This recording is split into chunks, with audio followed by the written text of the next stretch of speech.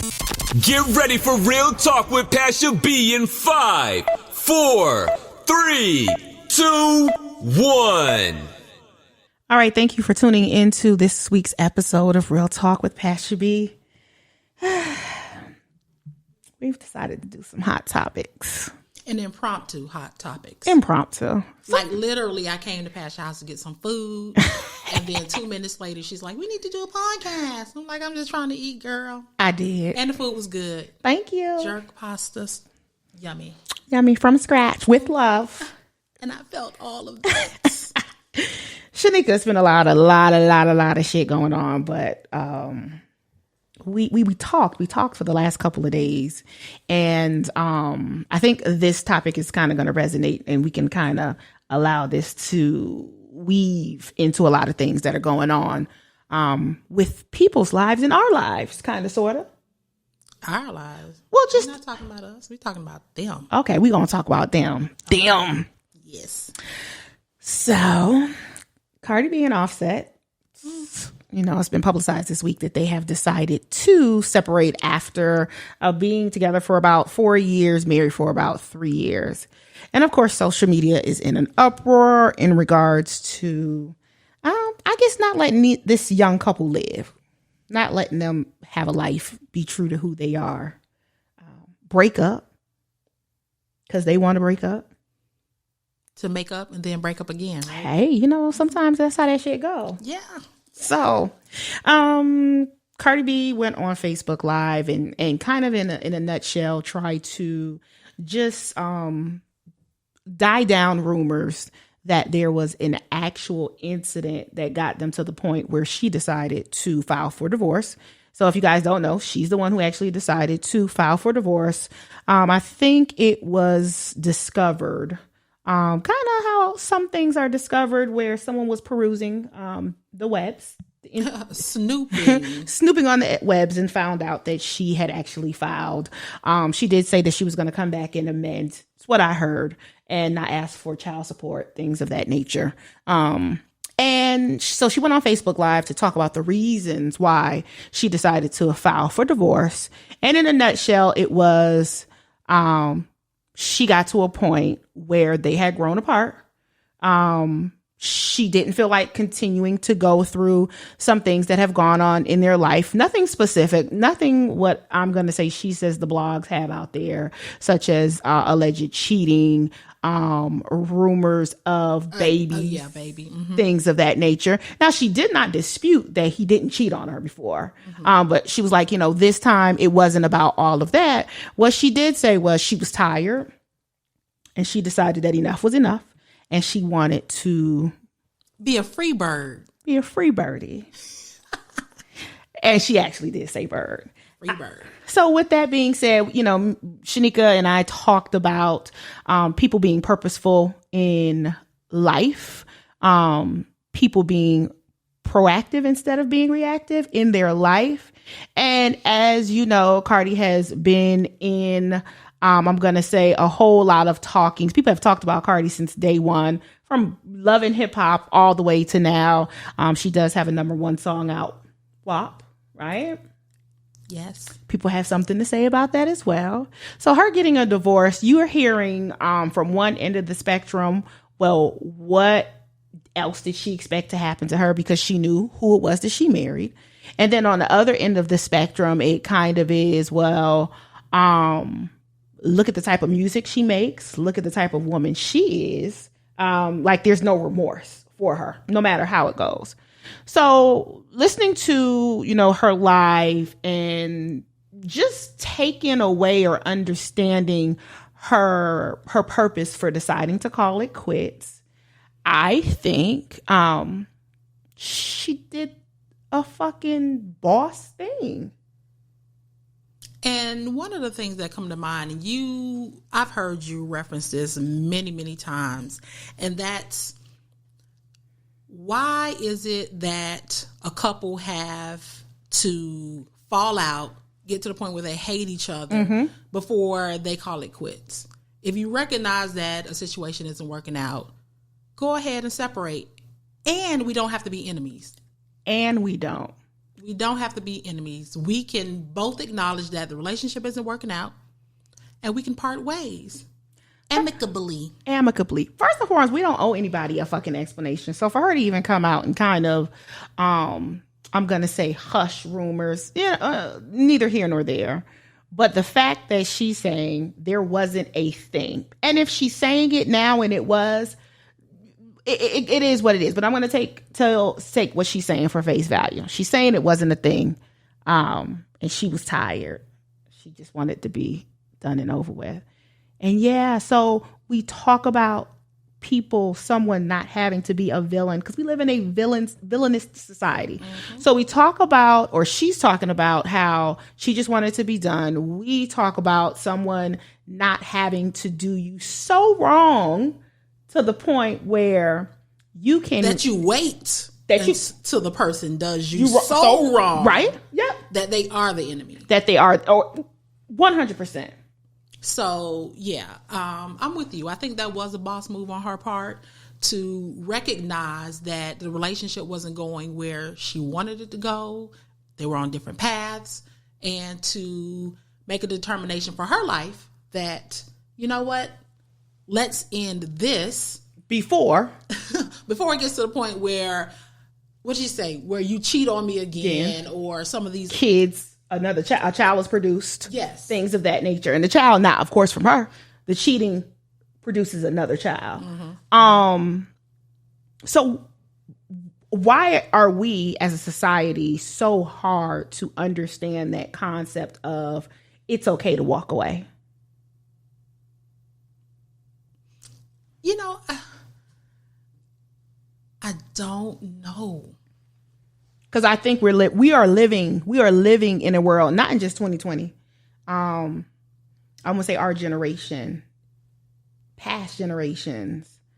Yeah, it's not just our generation. It's not. You look at, even coming up, some of our parents or aunts or grandparents, I'm sure each of us has looked at a relationship and say, why did you stay? Because it's apparent that you're not happy. It's apparent that the children haven't benefited from you staying. Mm-hmm. And I think another thing, people get confused with the children, staying for the children. Mm-hmm. Whereas resource-wise, I know some people feel as though financially the children will benefit, mm-hmm. but is it worth the emotional instability or dysfunction that you're causing in order to have what you perceive to be mm-hmm. a financially stable home? And we talked, you actually posed this question to me, and I think you may have posed it definitely to other people and maybe on another podcast. What about the products of people seeing relationships like that they have as examples of relationships? For example, children seeing their parents in a relationship like that, and how that bleeds over into how they then think a relationship is supposed to be, or how they react to people of whether the opposite sex, same sex, or whoever they're in a relationship with, friendships with, things of that nature. Identifying when enough is enough, identifying when bad is bad, identifying when you don't want to do this anymore and possibly could stop. I'm just going to say the generational cycle of generational curse of your daddy did it, now you did it, or if you're the woman, your daddy did it to your mother, and now you're allowing yourself or another man to do that to you. We are, and let's not just put it on the men. There's some raggedy women out here too. It definitely is. It definitely is. From women who keep up mess mm-hmm. in order to get a specific result. Women who manipulate the situation. They also manipulate the system. They manipulate circumstances. They manipulate children to get what they want. So yeah, that thing goes both ways. But people are living such a reactive life, and not being proactive about what it is that they don't want. And I think it's kind of messed up that Cardi's catching this type of slack or flack that she's getting from people because she decided to make a decision that I think if she was a man and made this decision, I think people would kind of be okay with it. But now because she's a woman and she's made this decision, they decided to have every reason or dig up something to say for it just not to be a good situation, for it to be a kind of, well, that's your fault. Regardless, that's your fault. So I posted something on social media at the end of the day, whether she made the right choice to be with Offset, yes or no. What she decided to do was make a choice not to be in that situation anymore. Why is that not okay? If we believe in second chances, if we believe in redemption, we believe in, not making long-term or permanent decisions based upon short-term situations, why is it that she's not able to say at this point in time, I'm good, I'm done? You think maybe people are having a negative reaction because they recognize that she made a decision for herself that a lot of people can't make for themselves? 100%. Pew, shots fired. Pew. I think that's true. Mm-hmm. She did something that majority, and just think about it on the grand scheme of things. And she owned it. And she owned it. And we know that you're the official note taker, and we know this is impromptu, so you don't have any stats. None. But just think about, you mentioned I'm going to say the sustainability of relationships, marriage, monogamy, all of this stuff. How many people do you know that are probably not in an ideal relationship? And when I say ideal, not mine or yours, generally speaking, ideal, and they're unhappy and they're not doing anything about it. Even if you were not to take people you personally know, let's say you were to say, even take social media. We know social media is biased as hell, whether it can be factual, exaggerated, underrated. But let's take a mixture of what you see in your personal life, professional life, social media, circles.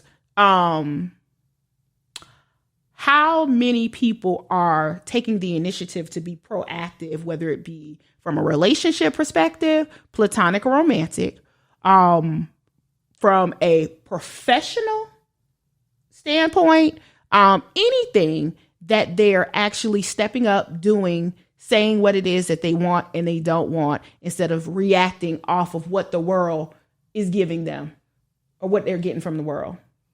Yeah, I think the vast majority of people don't, and we talked about this earlier. So let me just go ahead and say, Pasha and I had a whole conversation. We had a whole podcast before this podcast. But one of the things that we talked about before was people haven't even defined for themselves what it is they're looking for, how they want their relationships to look, the expectations that they have of one another. It's almost like people are just kind of going with the flow. Another thing that I noticed is that people focus too much on the emotional aspect. Mm-hmm. Just that warm and fuzzy feeling. Mm-hmm. And they get into these relationships, they start producing offspring based off a warm and fuzzy feeling. Then when reality hits, they don't have, whether it's the conflict resolution skills, the coping skills, all of these things, negotiation skills to work out the thing. And they stay in these unhealthy relationships and come up with reasons as to why they should stay to justify the behavior, instead of just recognizing, you know what, in the beginning, I didn't do my due diligence to make the good decision or the best decision up front. So at this point, let me go ahead and make a different decision. Let me back away. Ooh, was that a mic drop? It was. It was. It like, come on. Like, it's disheartening. The long sigh, Sheneka, you know what the long sigh is for. Yes. It's fucking disheartening that people are not making themselves accountable, and they're not taking the initiative to be responsible for their shit. All of that. So you do a certain level of mentoring in your professional life. As having supervisory roles, whether you agree to it, yes or not, there's always going to be somebody who's going to gravitate towards you as a mentor, especially when you're doing your job well, you're good at your job, things of that nature. And so I experience that all the time where people come to me and they want help. So for a resume, everybody's all the time, I'm like, send me your resume. And when I look at these resumes, sometimes I think people want me to do it for them. It's what I'm not going to do. Right. So usually if someone kind of, and it's different than having a resume that needs some help and asking those probing questions to kind of get you to a certain place. But someone sending you a resume that I think in 2020, and I always want to say that I think people should know certain things, but I know they don't. And I'm using the resume as an example. It's just, you. That's like your second or third long side. I know because so 2020 has been a fucked up year, as you know it, right? 2020 has thrown people, whether it be businesses or individuals, into loops. We've had to make an adjustment from podcasting due to 2020, the change in the world that I'm just going to say. And I don't think that everybody's stepping up to task to some level to adjust to the change of how life is, to where they are, let's say, from a maturity perspective of their life, or just walking into their purpose of who they are. And sometimes the walking into your purpose is just trying some shit out. So trying out a new job, right? And I know that the economy is a little shaky, but for us, or for certain people who work at certain companies where there's a level of stability, I'm not sitting here telling you to jump from one company to the next. I'm not telling you to leave your job in order to start a new business, even though that is possible depending on where you are. What I am saying is that there are internal moves that you can make.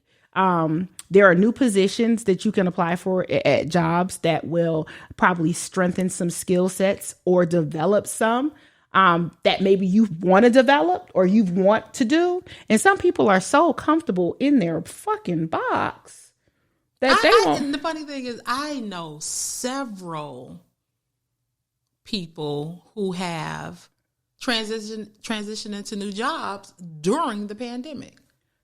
Better jobs. Yeah. So it can be done in a pandemic. And so just to kind of bring this together, because I don't want you all to think that we're all over the place when we started off talking about Cardi B, but we're talking about just taking accountability for yourself as far as what you want, your desires. And we use that as an example as far as Cardi B is concerned, but it applies in every aspect of our lives. So she was unhappy in the relationship. She made a decision to do something different. Some of you, not us, are unhappy in your relationships. Do something different. And we're not saying leave the relationship. Maybe it's counseling. Maybe it's having a mentor, a couple mentor, something like that. If you're unhappy in your job, try something different. And and sometimes the different is just communicating what it is that you want.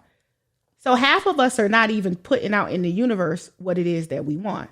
We're not having a talk with the person that we want it from. So if it's about a job, have you talked to someone? Maybe not, it's not even your direct supervisor at some point in time, but have you got in contact with someone who's doing something that you possibly want to do and getting in contact with them? From a relationship perspective, have you had a conversation with your significant other about what it is that's not going the right way at this point in time? Or are you just sitting back stewing about whatever it is that you don't like? I think we're not taking the lead for us. We are being reactive. So Cardi decided that she wanted to be the lead of what was going on, or take the lead of what was going on in her life. She says she didn't want to deal with it anymore. She's having to deal with a lot of talk about her. And it appears to me that even her response, I don't believe that she had to respond, but her response, I think, is of a nature where she does care, you know, to a certain degree. And the caring may not be that you're talking about her. The caring could just very well be from the fact of, like, damn, I decided that I didn't want to be in this relationship anymore. Y'all can't get with me on that. Like, seriously? Yep. She admitted that he's cheated on her before. What she said was, I wasn't trying to stick around and let it happen again. Mm-hmm. I don't get it, Sheneka. I don't get it. You know I don't know. I don't get it. I don't understand. I don't understand how we have gotten so far, I will say, with certain aspects of our civilization, but the basis of being active in what you're doing and being responsible and being accountable about shit that happens to you, it's kind of like,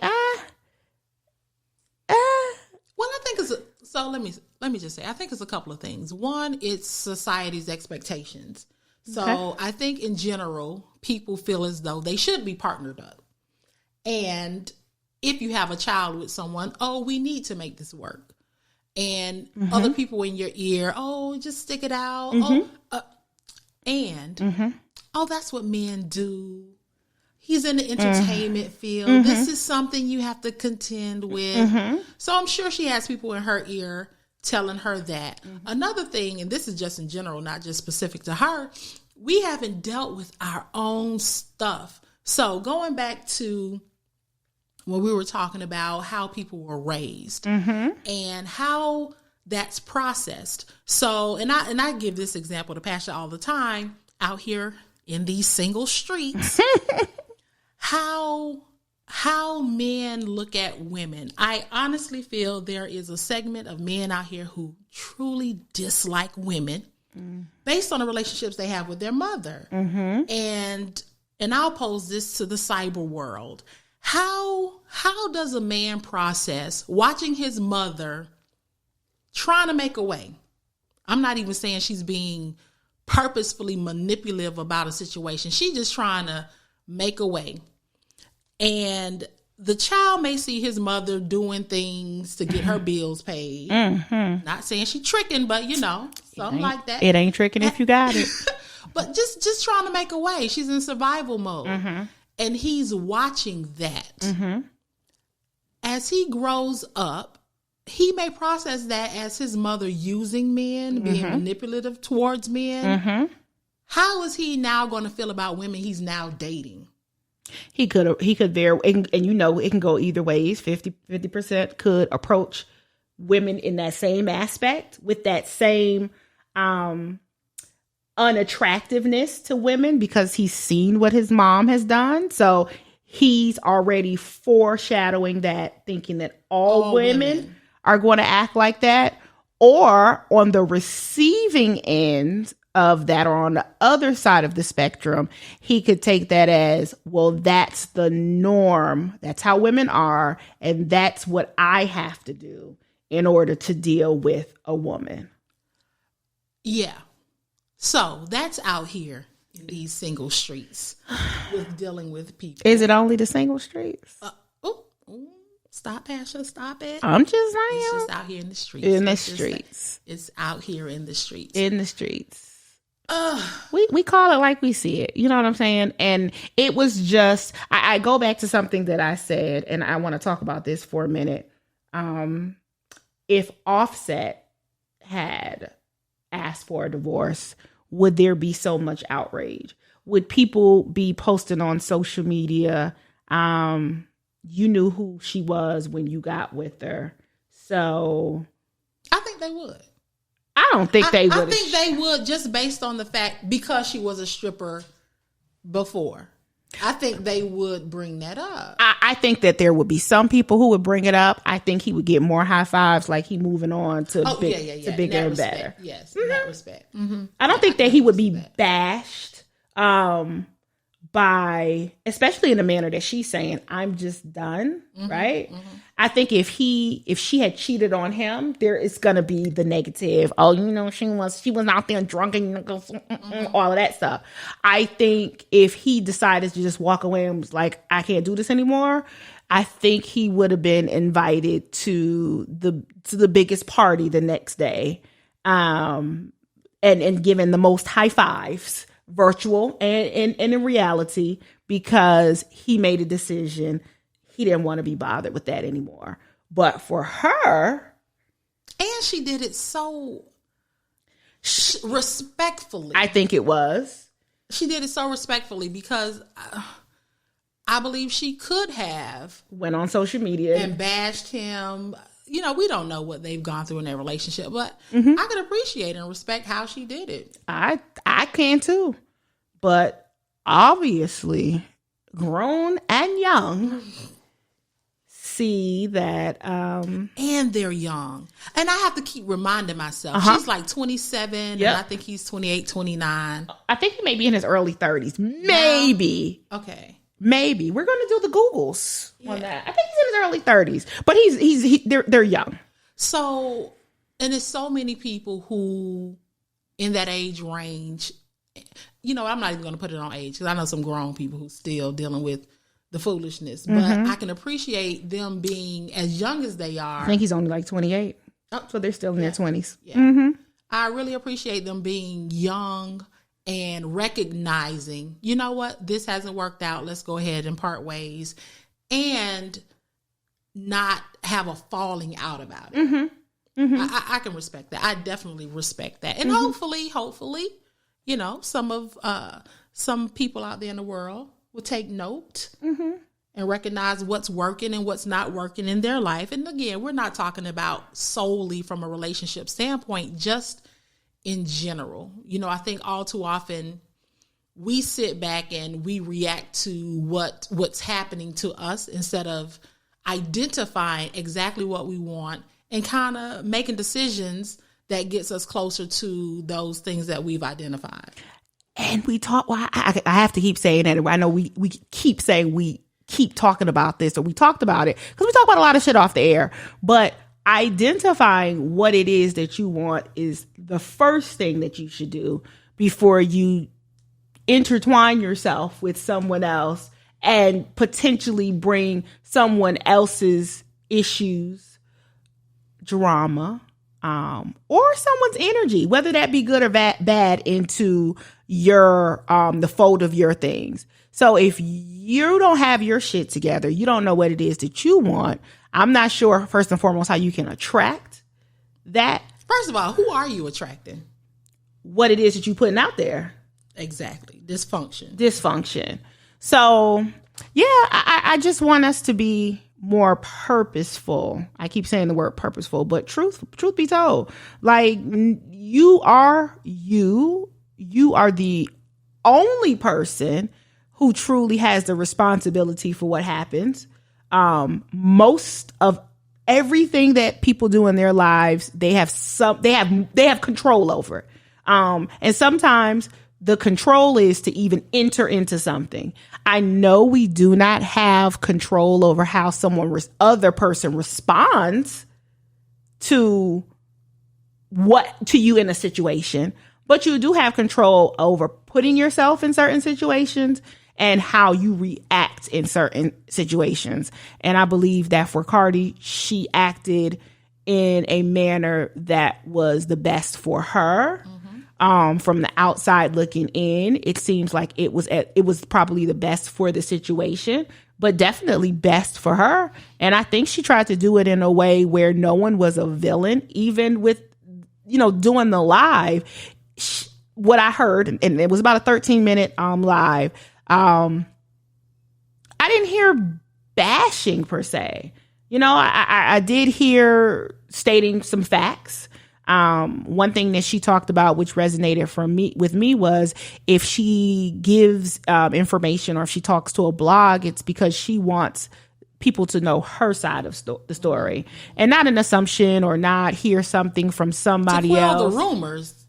To quell the rumors, essentially. Let me go ahead and kill that real quick and tell you exactly what happened from my perspective. And I think when people are talking about you, if that's the road that you want to take, you should be able to go out there and tell your story and set it straight versus having people put more negative energy out there about you. And half the time this shit isn't even true when you're a celebrity. So I respect her for that. And I know we wanted to do this podcast just to put that out in the universe. Yeah, because I came over here for jerk chicken pasta. She did. Now I am on the podcast. Now we're doing a podcast. Talking about that. Yeah. Talking about that. But again, the takeaway, we started with Cardi. The takeaway is, what are you doing to be purposeful in every aspect of your life? Are you taking the initiative to just outline your life and how you want it to go, or are you just reacting to what the world puts on you? And if you are doing the latter, figure it out. And sometimes it's just acknowledging and being in the moment. But figure it out, because you don't have to sit back and let shit happen to you. And it takes more energy to sit back and let shit happen to you and deal with it from a reactive perspective. When you have to deal with things from a reactive perspective, you usually only have a couple of options at that point in time. When you deal with it from a proactive perspective, you kind of open up some doors that you may not have seen if you're now dealing with this in your face and you can only go left or right. Sometimes being proactive, you can go left, right, backwards, forwards, fucking bust a Yui if you want to. You may have more control over that. And again, like Sheneka said, as the takeaway is, come on, just step it up and understand that you are responsible for you. Step outside your box. So that was one thing we talked about off air. I shared with Pasha, and I'll share with other people out there who are listening. A lot of people who have influenced me in a positive manner, they are movers and shakers. So I surround myself with those types of people. I don't surround myself with, back in the day, we used to call them foot draggers. No, we still call them foot draggers, Sheneka. We still call them foot draggers. I date myself like foot draggers, or people who just suck your energy dry.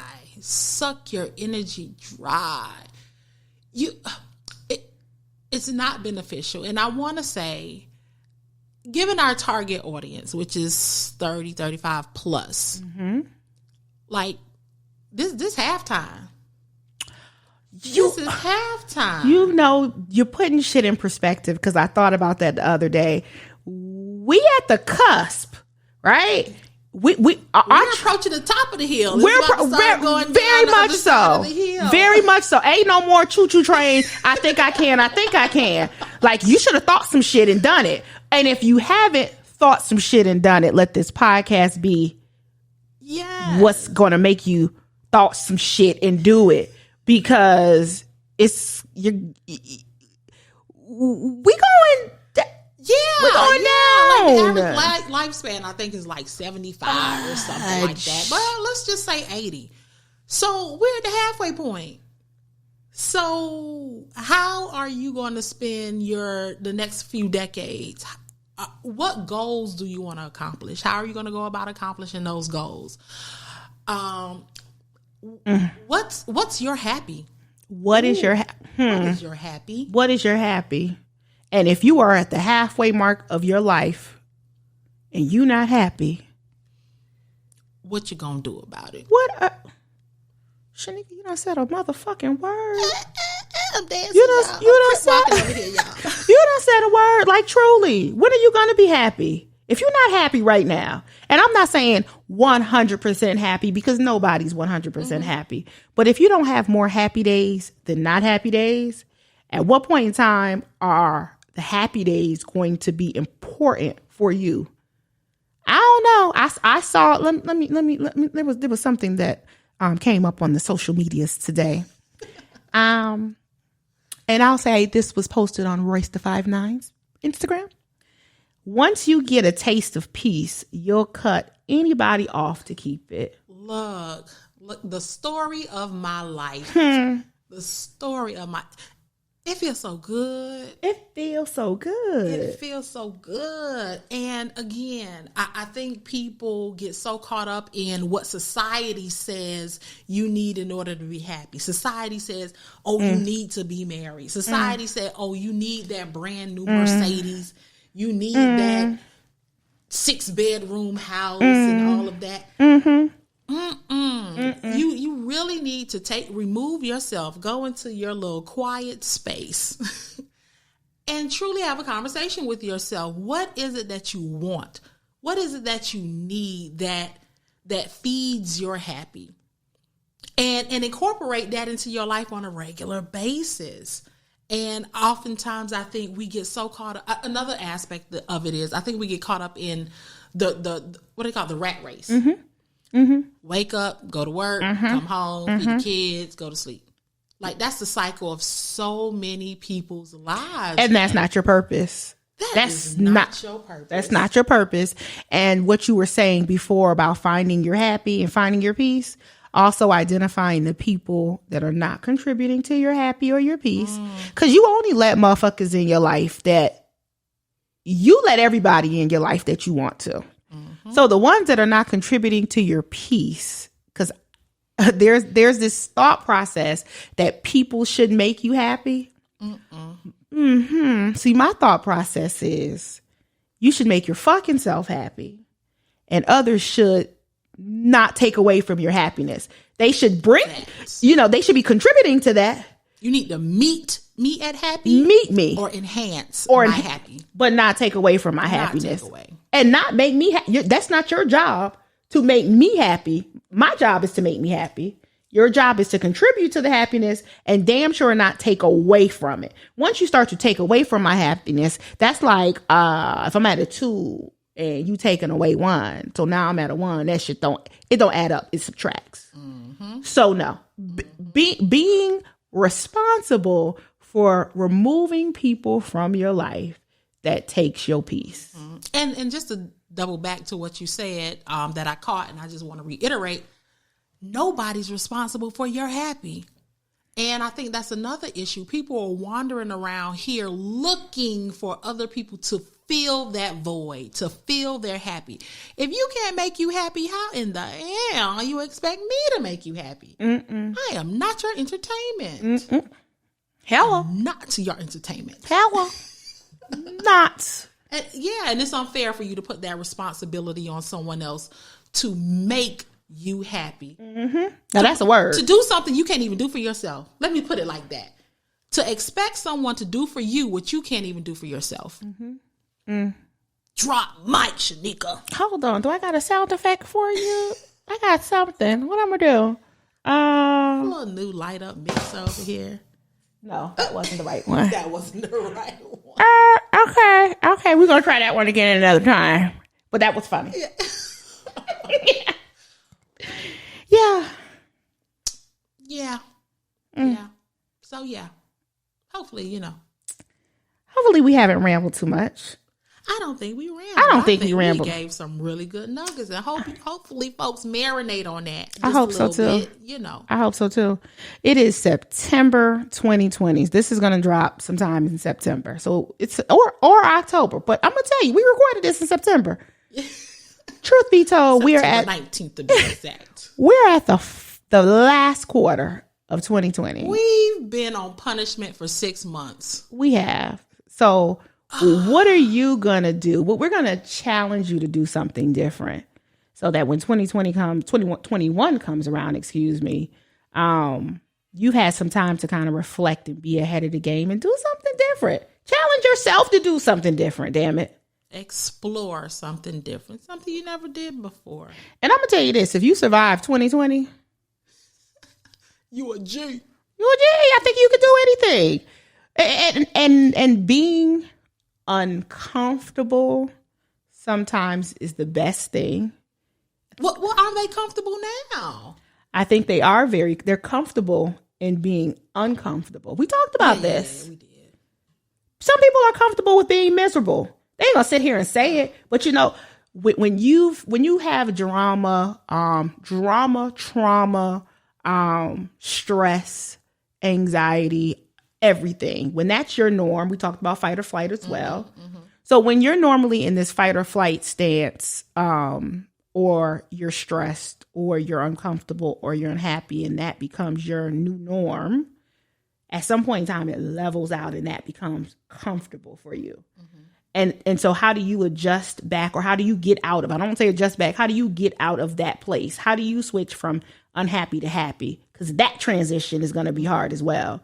And I think a lot of us stay in comfort mode because it's even though it's bad, we stay in what's comfortable to us. So if you've been in a bad stance or a bad situation long enough, that becomes your norm.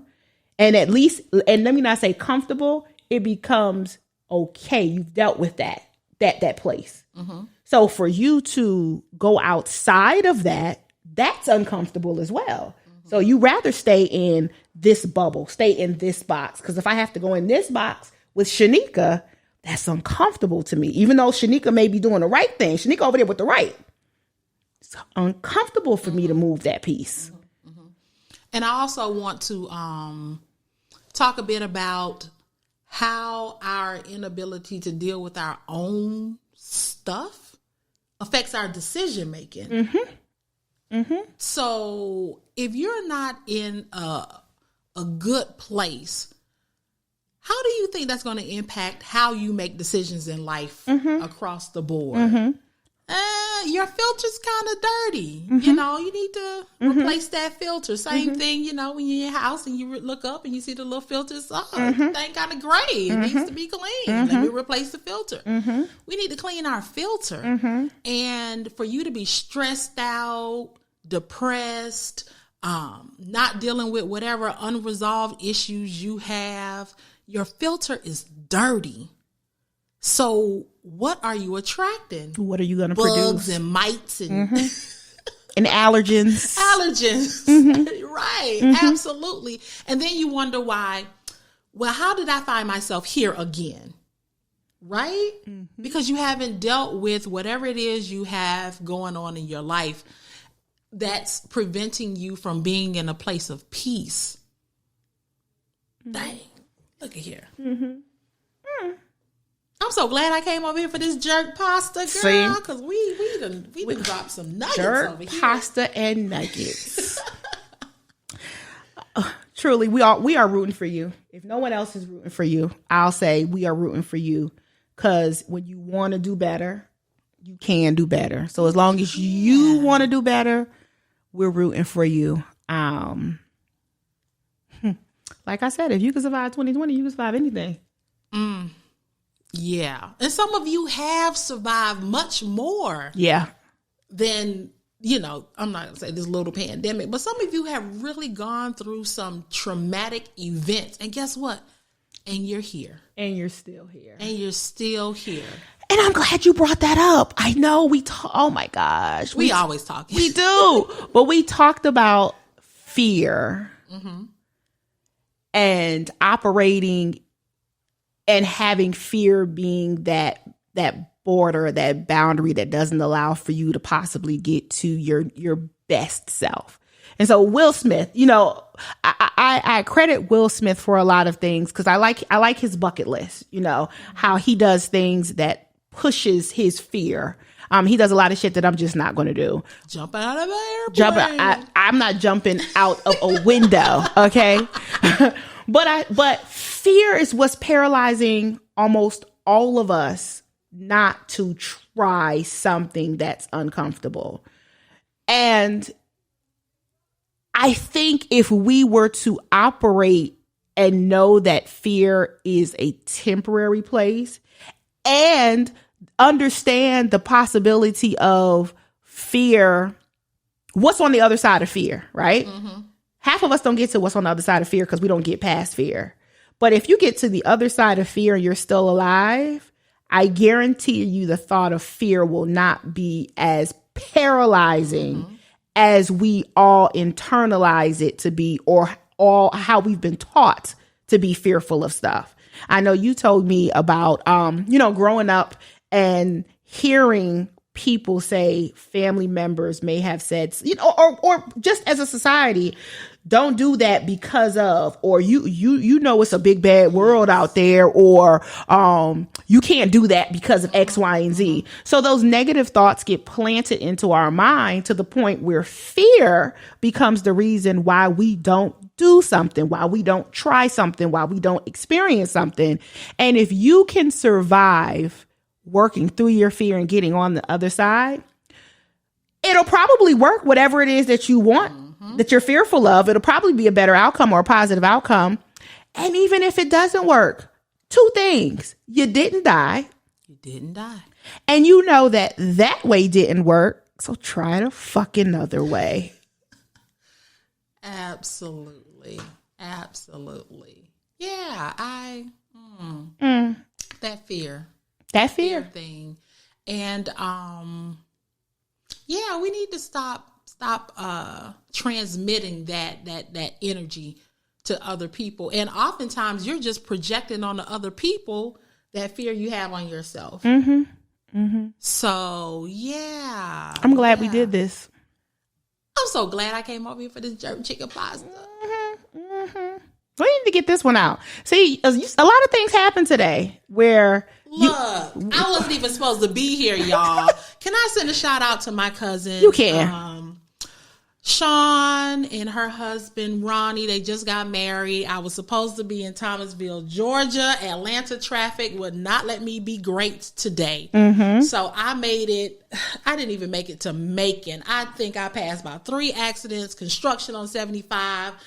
3 hours later, I'm still at exit 201 after 3 hours of sitting in traffic, and I just had to turn around. I was like, look, I'm not going to make it.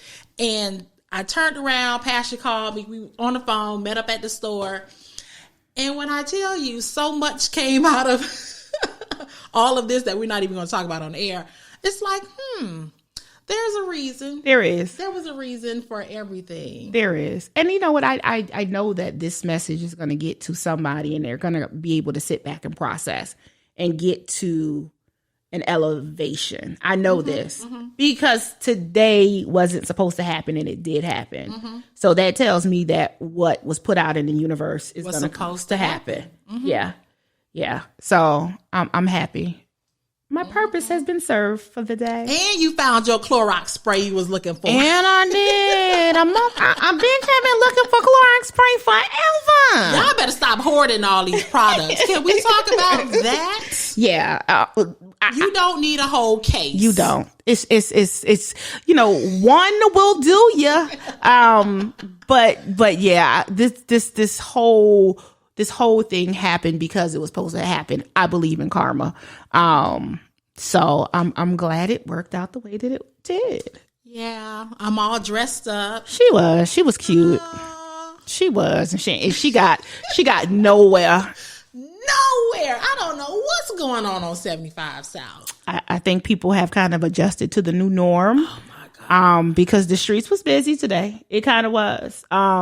It was, people are out there. There are a lot of people out here in these Atlanta streets. Yeah, they're moving and shaking, and I guess they've kind of come to,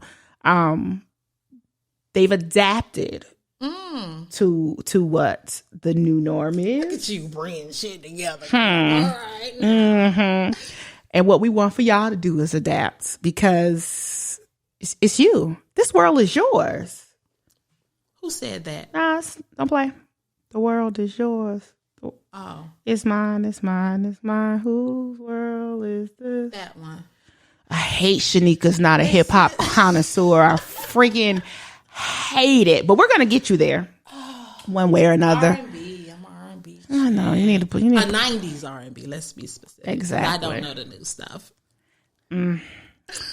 So we've come to the end of this podcast. Sheneka, thank you again. Oh, Pasha, thank you for having me. Thank you. All right, y'all. We have given you all of what we have to give you today. today, but we'll be back. We do. We hope you make some good choices. Sheneka's quiet. Look, if you need someone to root for you and help you through your process, hit up Real Talk with Pasha B and Pasha. Not Sheneka. Pasha will talk you through this. I got y'all. If you want it, I got you. But if you don't want it, I ain't got you, boo. Yeah, don't come with your janky resume. At least have something on there for her. Don't. That's so wrong. I'm just saying. All right, y'all. Until next time. Peace. Peace. This is Real Talk with Pasha B.